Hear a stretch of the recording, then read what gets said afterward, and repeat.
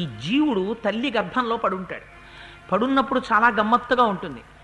తల కిందకుంటుంది, కాళ్ళు పైకుంటాయి, కటిక చీకటి. అమ్మ కడుపు అలాగే ఉంటుంది. అమ్మ కడుపు వైశాల్యం ఏం పెరిగిపోదు కదండి, తను పెరిగిపోతూ ఉంటాడు. తను పెరిగిపోతూ మెల్లమెల్లగా కాళ్ళు వస్తాయి, చేతులు వస్తాయి. ఇవి పెరుగుతుంటే లోపల చోటు లేదు. చోటు లేనప్పుడు ఏం చెయ్యాలి? ఇరుక్కు కూర్చోవాలి. జనరల్ కంపార్ట్మెంట్లో నలుగురు కూర్చునే చోట 8 కూర్చుంటే ఎలా ఉంటుంది? అలా ఉంటుంది. అందుకని శరీరం పెరిగిపోతుంటే శిరస్సు ఇలా ఉంచేస్తాడు, ఉంచేసి ఇలా ఉంటాడు. ఇలా ఉండండి, ఎంతసేపు ఉంటారు? పట్టేస్తాయి కండరాలు. అలా లోపల పడుంటాడు. అది కూడా ఎలా?